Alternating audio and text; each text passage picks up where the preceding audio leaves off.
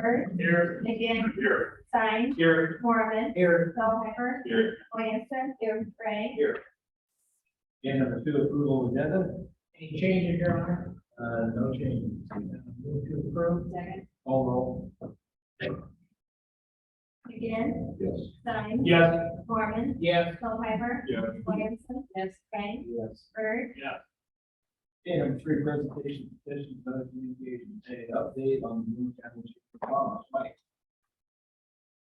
Good evening. Thank you, City Council, Mr. Mayor, City officials. Thanks for your opportunity to come today. As you're starting to become accustomed, we're making it a practice at the Chamber to provide City Council and the officials an update. So today's that day.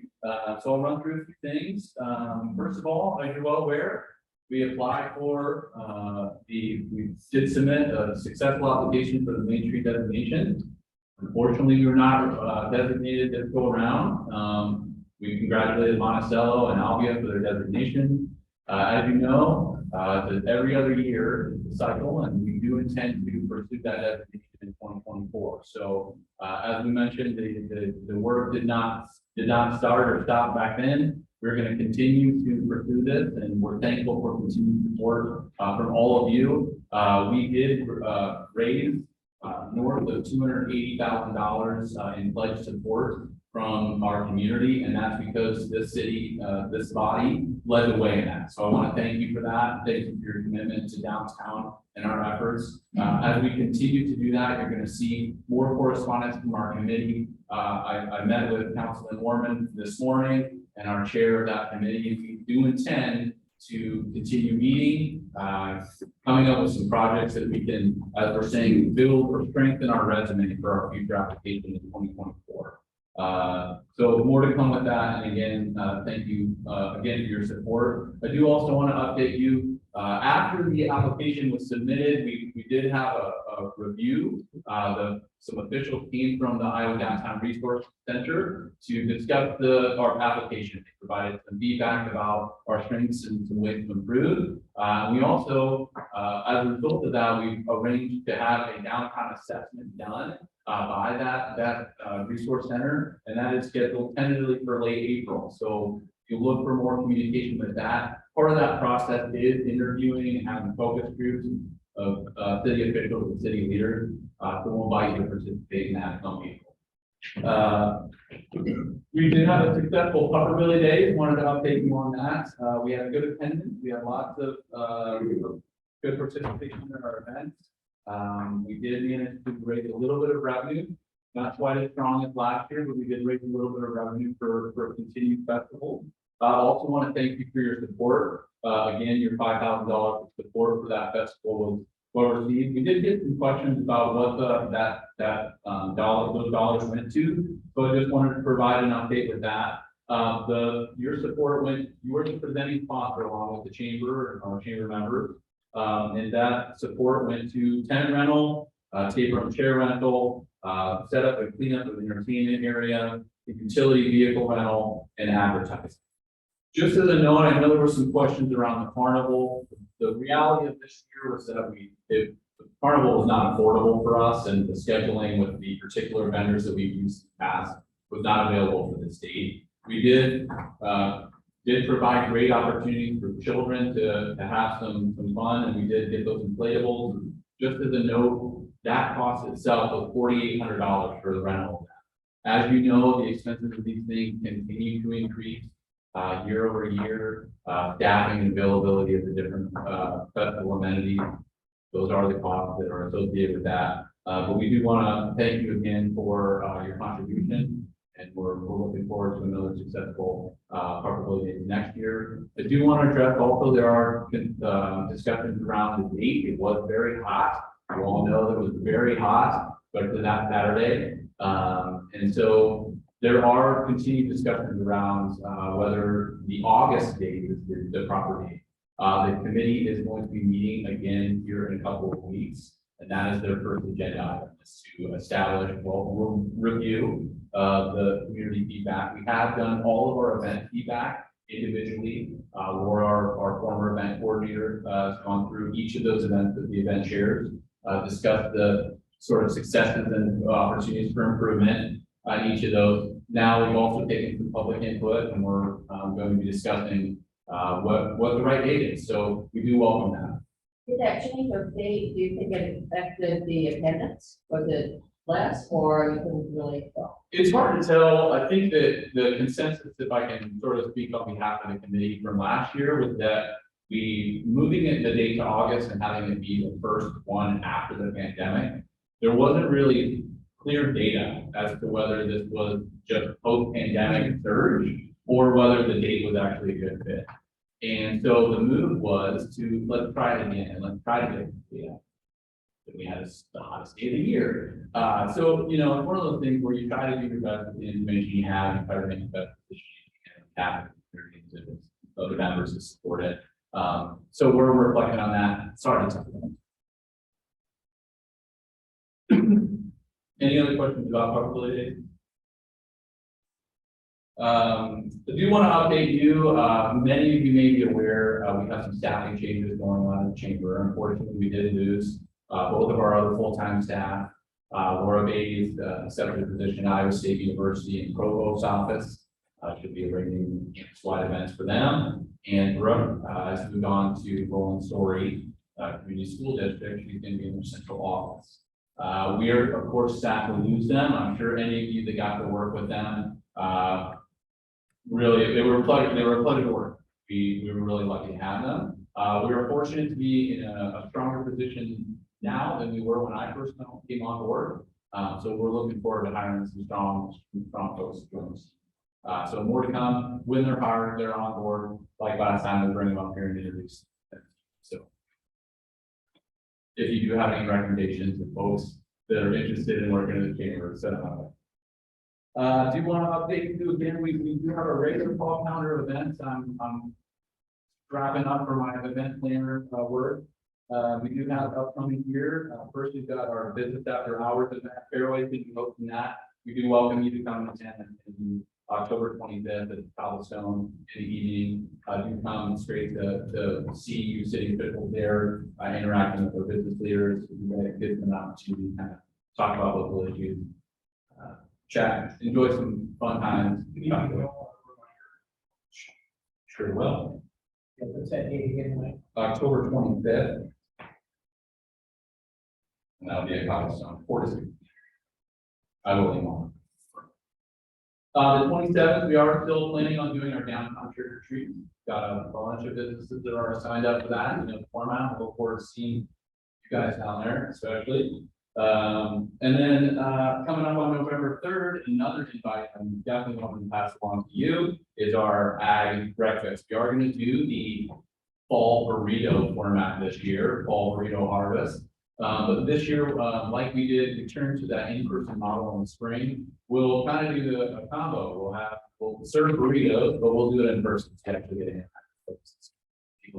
So that's coming up again on November 3rd. I already tried to get in service to be a celebrity, but you know, it's not too super excited yet. We'll get them. You all will be welcome to come. You are our biggest celebrities here. So please, if you're interested in serving some burritos, we'd love to have you as well. As a reminder, any of you who are running for office, this is right before. Little plug for that. So that's all I have for today. Again, I thank you for the opportunity to update you. Appreciate all your support. I'll take you. So you're running the show right now. You got it. Yes. For the time being. Hopefully not too long. Does anybody look for volunteer hours? We all about volunteer opportunities. So thank you all. Appreciate it. Thanks, Mike. Okay, next up, B, 3041 resolution 1, approving the vetted criteria and procedure for disposition of certain property located within the southeast Boone urban renewal plan area. 2, determining that the proposal submitted by the Overland Group LLC satisfies the offering requirements and declaring the intent of the city to convey the property to the Overland Group LLC in the event that no competing proposals are submitted. 3, ordering publication of a notice of competitive bidding and soliciting Being proposal, and 4, fixing date for a public hearing on the proposal to enter into a purchase and sale contract with the Golden Group LLC related to the advance of property in the southeast Boone urban renewal plan. Second. Call the roll.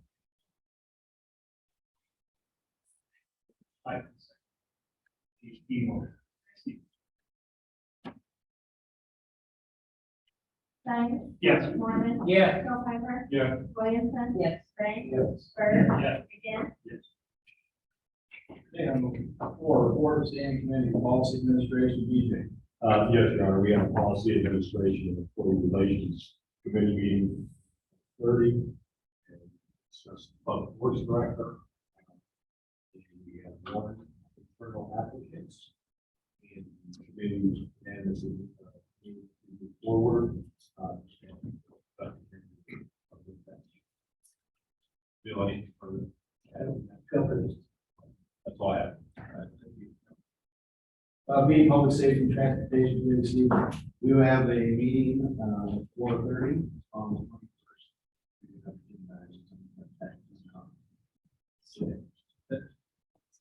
Utility committee, Steve. Only thing, all the council, you have a wastewater treatment study on your desk. That was, provided to the utility committee last week, week prior, and we have discussed that, and, a lot of good material in there. I was encouraging all of them to go through that and read it, and there will be more.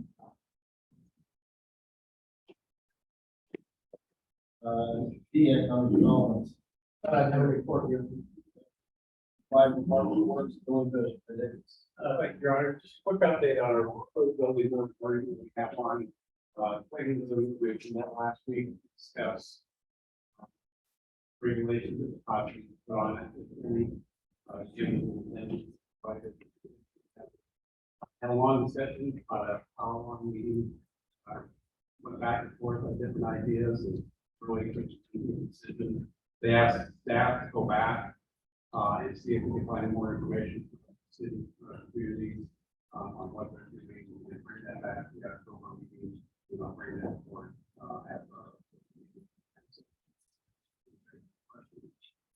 So do you think other cities have kind of some Right now, we have definition of what they allow and what they Yeah, don't? right now we haven't found anything. The biggest thing we found the Des Moines area is that they require all residential buildings to be engineered, which adds a big cost Yeah. to those buildings. I don't know if we want to go that route or not. But nothing on specifications of how much is living and how much is So, shop yeah, kind we of. haven't found anything yet.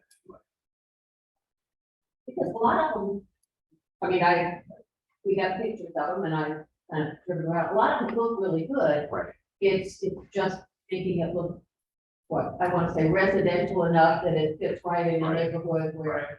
I think that's kind of the fine line. It's a real fine line. Right, and we want to be in the business of saying, yes, that's a nice design and it isn't. We have to be the arbiters of architectural design. No, we shouldn't be. So, but you know, I think, yeah, just some kind of guidelines that, So we'll see what we come up with and. Thank you.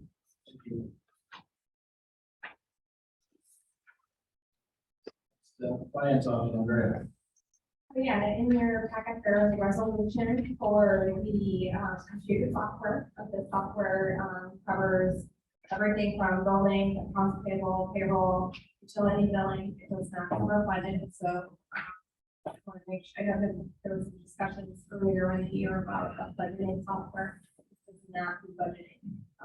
That would be a completely different software. And so I just want to make sure that there's no expectation that's covering that, but it does cover everything else. It also allows the department heads to be a little bit more self-sufficient in regards to being able to look in and seeing their own budgets without coming to me. They can actually look at invoices, checks, they can do field work for the building departments. When they're doing inspections, they can actually be able to pull up their software from their phone or tablet. This is with Civic Systems. With a call Excel, the software. It came in under budget. However, there is some, server upgrades that I'm gonna have to do, that I have not gotten a quote on that yet. And then next fiscal year, we will actually have to do, an annual agreement with both Civic System and our current software, just because of the overlap of when one finishes and one starts. Providing. So the budget side of things, are you still looking for a different software solution for that, or is that software still service? We don't have a software for budget. Everything that I do for budget is Excel.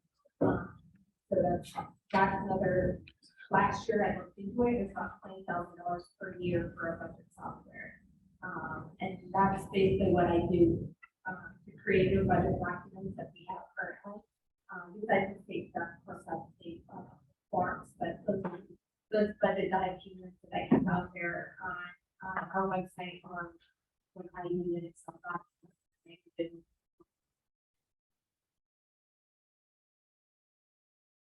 So this new system will actually make your job easier. It actually makes Emma's job easier. Somebody's job easier.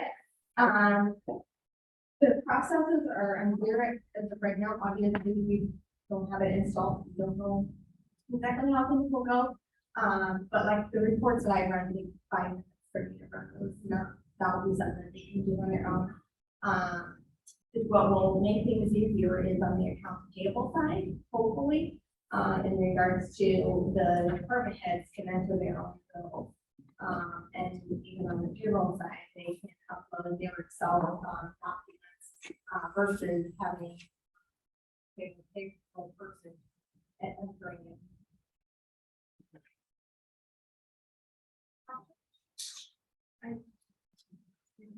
So moved. Call roll. Mormon, Yes. Hilheimer, Yes. Williamson, Yes. Gray, Yes. Bird, Yes. McGinn, Yes. Stein. Yes. All right, next up, city attorney Jeff, moving over to director of public works.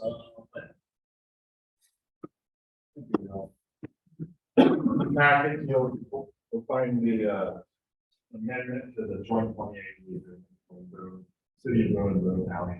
Basically, this is just an addition of a mile and a half of road, overpass, and 4,000 that's happening. We're already on that road plowing it. We accept that mile and a half. Second, all roll. Hilheimer, Yes. Williamson. Yes. Gray, Yes. Bird. Yes. McGinn. Yes. Stein. Yes. Mormon. Yes.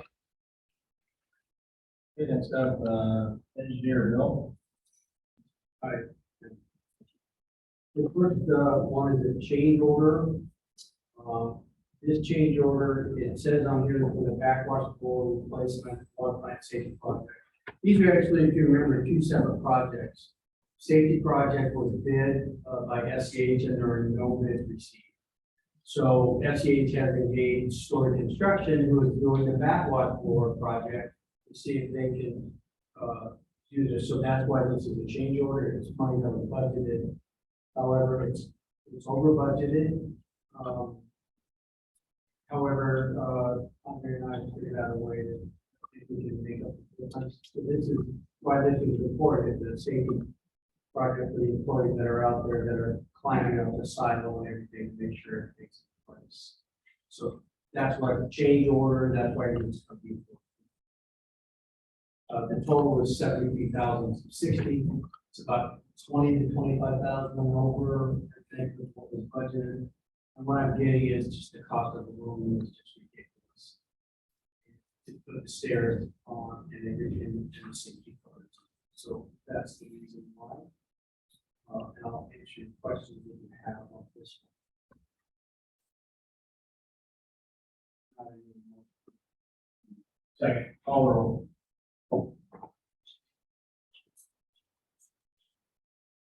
Williamson. Yes. Gray. Yes. Bird. Yes. McGinn. Yes. Stein. Yes. Mormon. Yes. Hilheimer. Yes.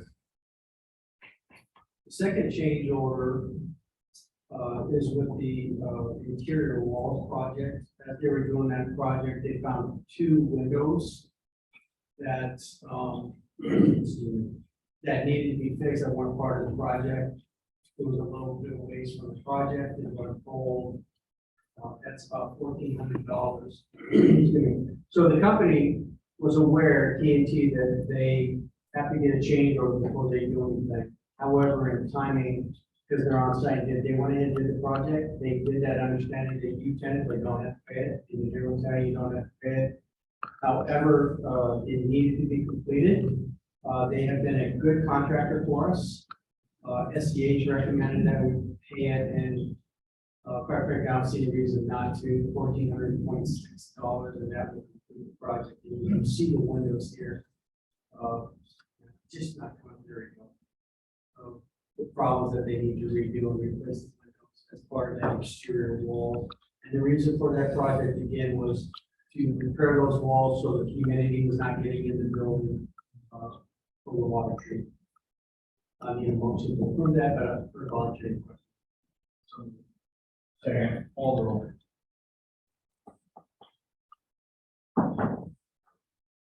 Ray, Yes. Bird, Yes. McGinn, Yes. Stein, Yes. Mormon, Yes. Hilheimer, Yes. Williamson. Yes. Next up, on stage, Chief Adams, Yes, Your Honor, I have nothing this evening. Chief Weevil. Administrator Bill. So, if you remember back for 2022, we participated in the, each of you were given a copy of this livability thing out of the chamber meetings. If you remember correctly, we had the full page on this. This went out all over, plus it went out all over on social media and sites like that. And I will tell you that on our inner city trip, we took a bunch of these with us, and Councilman Morgan seriously distributed them in all the hotels. So we got them out. We think it was good. Another thing I would just add that if you remember for your goals for 2023, this is a good way to do it. I talked with the person that runs this, and we have reserved the same inside cover full page. Whether or not there'll be some adjustments on that, I'll talk with Brenda. But the cost has gone up a little bit. Last year we paid $6,810. This year $6,980. I think it's still a good buy if you want to achieve multiple. I don't need a vote tonight. This is more for your information. The contract will be extended in on the October 3rd council meeting. But we open up again and Absolutely. we can see the picture. We want to switch and do a.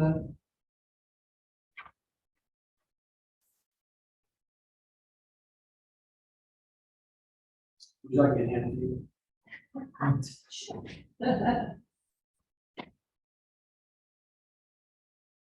So who arranged all this for? AZDC helped with, I think, the graphics and things like that, and it's a company out of Nashville. And we have a new rail. The rail and floor? Yeah. Yeah, that, and maybe even on the street, yeah, I mean, several pictures that kind of mixing it up and putting a couple of things in it. Okay. The rail and floor, yeah, that's. Well,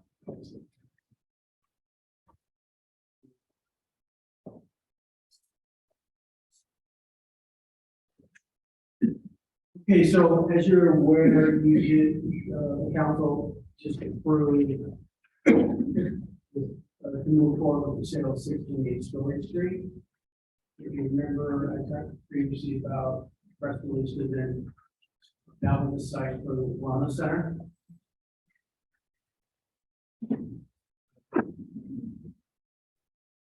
So this is the press release that will be put out right after the council meeting. And it explains about what we're doing on the property development, as well as, you know, we're aware that the wellness section is supposed to be there. But as you know, we're working on other sites. I presented new options when we were in closed session. And we'll continue to work on those, but quite frankly, folks, until October 24th, which is the special council meeting for a public hearing, so that we can hear any complaints or if anybody else wants to submit a bid for the property. That night, I anticipate the elected officials will be making a decision on that. Then if it becomes final, then I think we can move forward on it.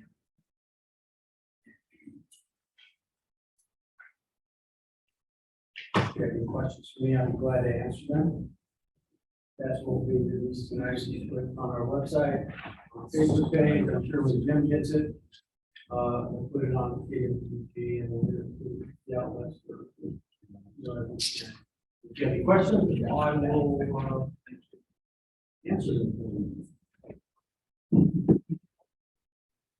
Okay, my last thing then is that Brenda has an item she like to talk about, which we're going to report as far as the groundbreaking for 22nd Street project.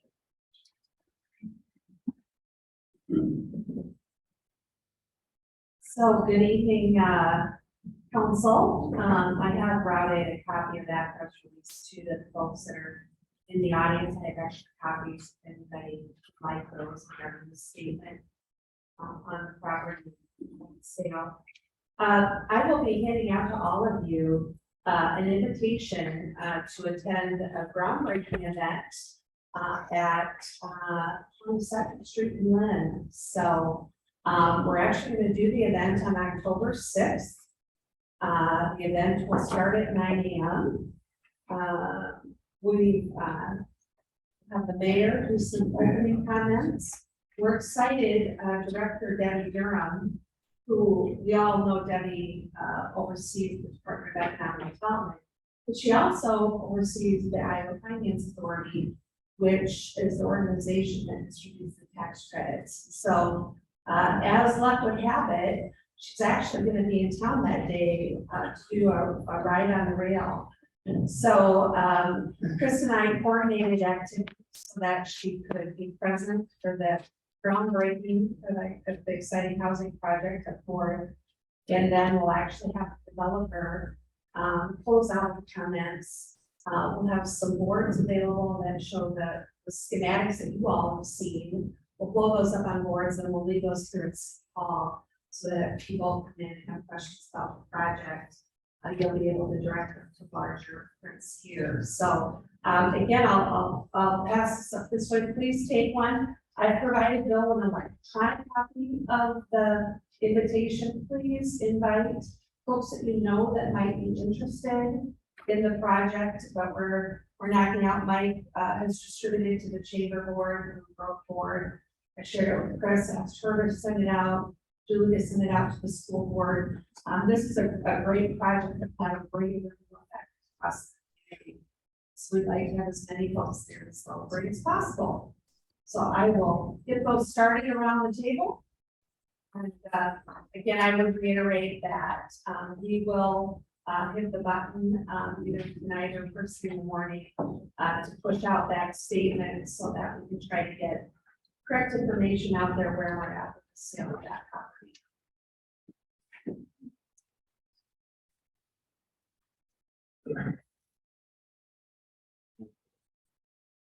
All right, number 6, consent agenda. Are there any items on the consent agenda that you would like to move and discuss separately that cannot be motion? Who to approve? Call roll.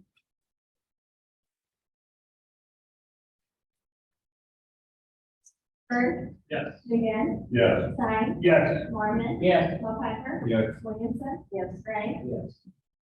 Okay, number 7, ordinance A, third reading ordinance 2281 to amend the planning and zoning commission ordinance chapter 23, section 23.01, consists of a 7-member board of 9. Who are residents of the city, appointed by the mayor, subject to approval by the council. So moved. Sorry, call the roll. Again, Yes. Stein. Yes. Mormon. Yes. Hilheimer. Yes. Williamson, yes, Gray, Yes. Bird, Move to adopt. I second. Call the roll. Stein. Yes. Mormon. Yes. Hilheimer. Yes. Williamson. Yes. Gray, Yes. Bird. Yes. Again, Yes. It'll be the third reading ordinance 2283 to add stop sign regulations on Hancock Drive in South Jackson. chapter 65, section 65. Move to approve. Second. Call the roll. Mormon, Yes. Stelzner. Yes. Williamson. Yes. Ray. Yes. Bird. Yes. McGinn. Stein. Yes. Second. Call the roll.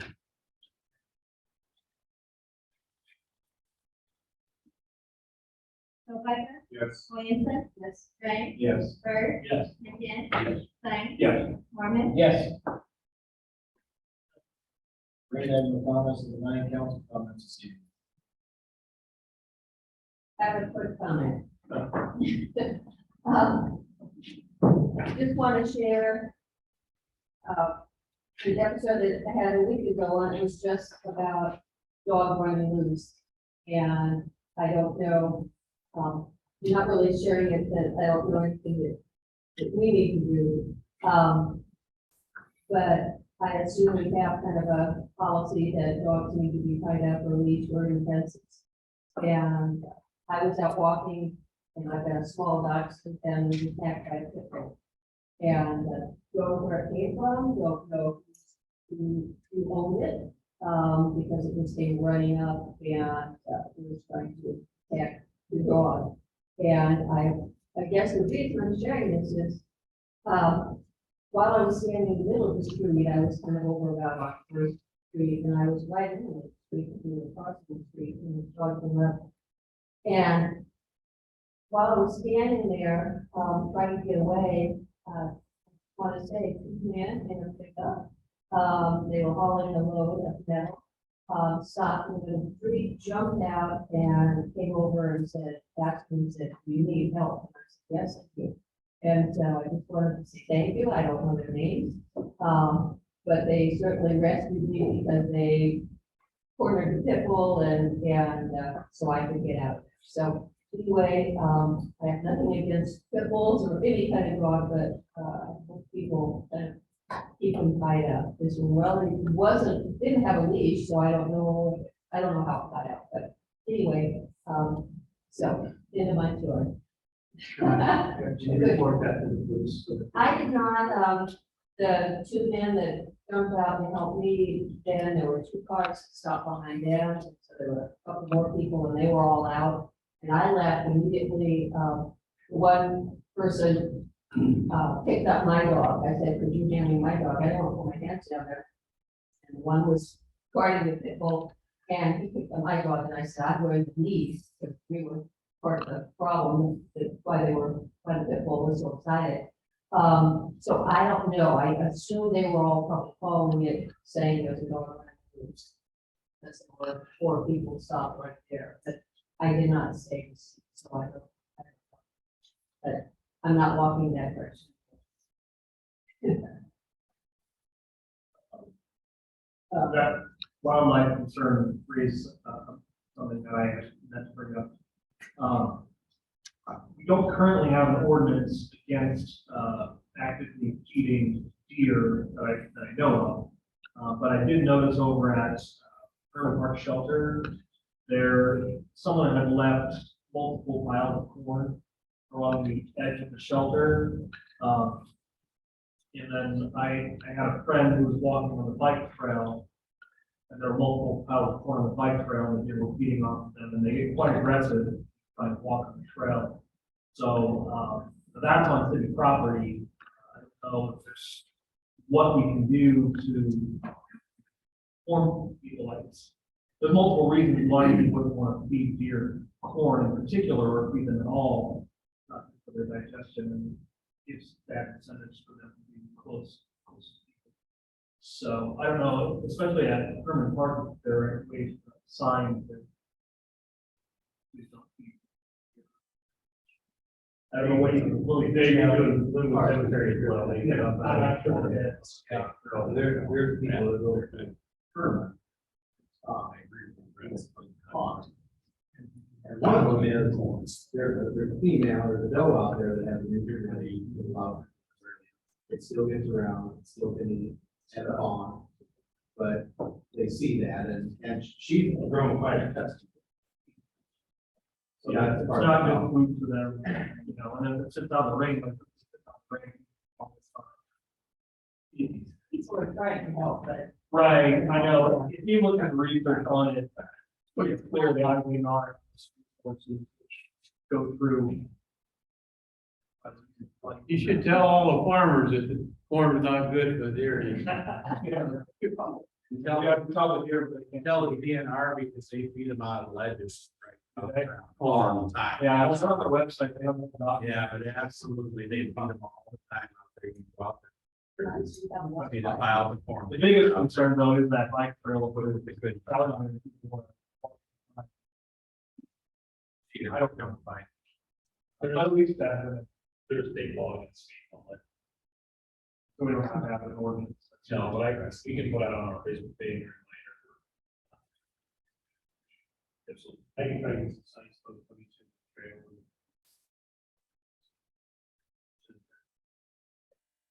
Other council comments? Public comments, right, you saw on the agenda. Tom? I have a friend, that same thing happened to her 2 weeks ago with her little dog. What area of town were you in? I was just over on, North, or First Street, kind of, over there, and a couple of blocks, I live on Clinton, so I was. a couple Oh, blocks- this is over by the high school. Yeah, I don't know if you know Mary Jo Garvey. She walks every day with her little dog, yeah, and she was attacked by a loose pit bull early one morning, and it went after her little dog. And then started, she just screamed and yelled and made enough noise that it finally went the other way, but I just wanted that to happen in that part of town too. And, not a good situation. no, not at all. Any other public comments? Now I need a motion to go into closed session pursuant to Iowa Code section 21.5(1)(c) to discuss strategy. Proposed settlement agreement with legal counsel in the city of Boone. There's I Home Development LLC, Boone County District Court, case number EQCD 042219, and warrants disclosure of the United Renters in this city. I make a motion. Second. Call roll. Williamson, Yes. Ray, Bird, Yeah. Ian, Yeah. Stein, Yeah. Mormon. Yeah. Okay. Yeah. Thank you.